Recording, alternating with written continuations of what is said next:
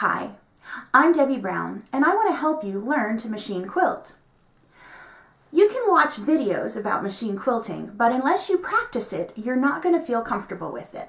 So I thought that I would do a project this year where I practiced machine quilting in a way that didn't feel like I was wasting my time. I am making crate blankets for the animal shelter, and they are 14 by 20 inches, and to make them I have cut into my extensive scrap bin, and I've started cutting 2.5-inch squares, and I can sew these 2.5-inch squares together in any way that I like to make 7 across and 10 down to make 14 by 20 inches. But for the videos, I'm going to use plain fabric so that you can see what quilting I'm doing. I want it easy for you to see on the cameras. In addition to learning about quilting, I want to learn about thread. So I have a spool of Fabulux Blue Heaven that I want to use on this quilt, and in the bobbin, instead of using that thicker thread, I'm going to use some Deco Bob, and I've chosen gray thread on the bobbin.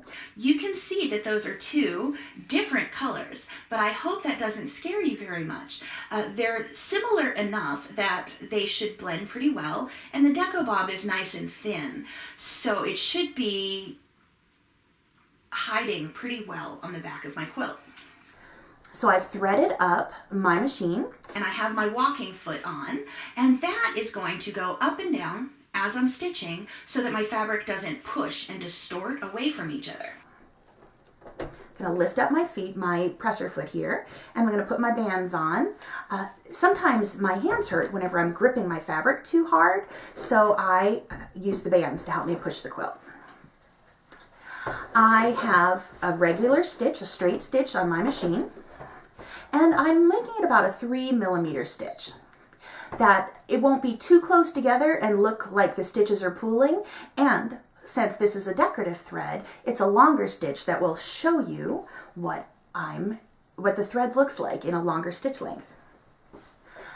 So I'm starting in the middle of my quilt, and like I would do on a quilt size quilt, not a sample size quilt, is I would have it long ways going forward and back because I don't want as much bulk going left to right. That's what has to go in between my needle and the machine, and that's the most limited space when quilting. So I'm putting this long ways for now.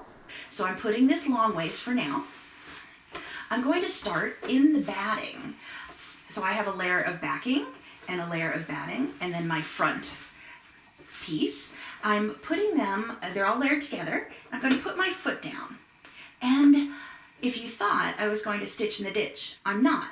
I'm going to stitch next to the ditch.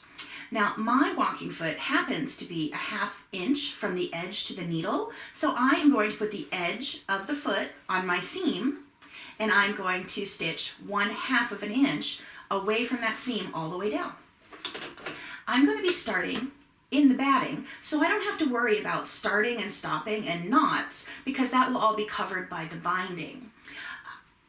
I'm going to put my foot all the way down and let the machine pull the fabric through, and my hands are simply to guide it.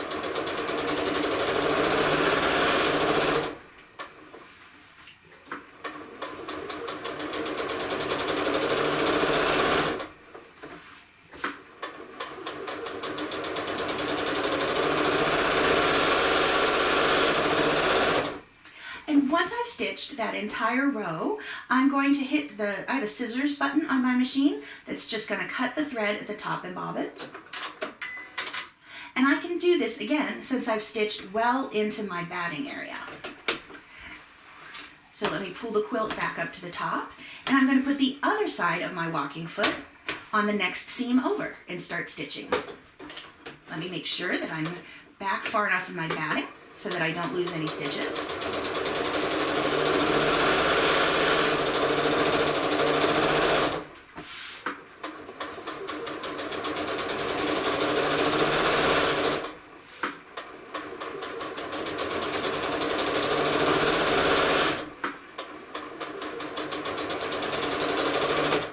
And I've stitched to the end.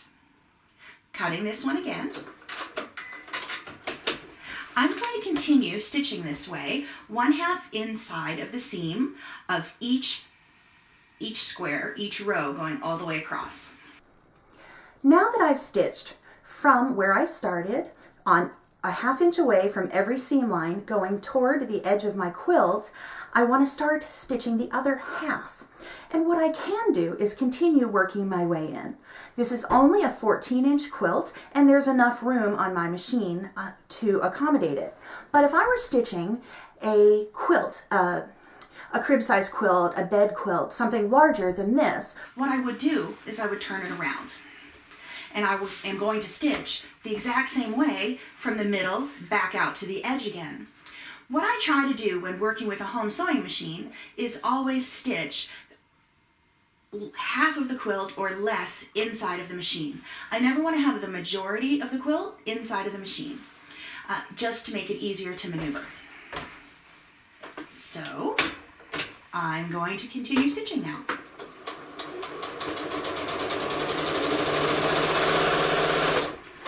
I've now finished stitching all of the long lines.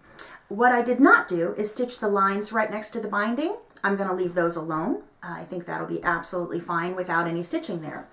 But this quilt, it could technically be done just the way it is, having all the stitching lines going in one direction.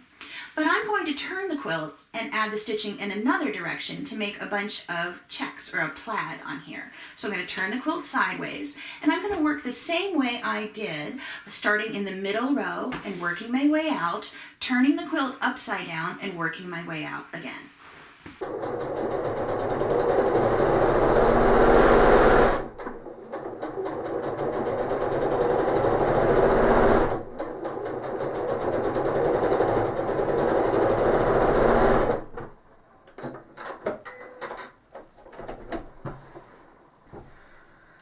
I've stitched in both directions. I have a really beautiful cross check pattern on my crate carrier blanket.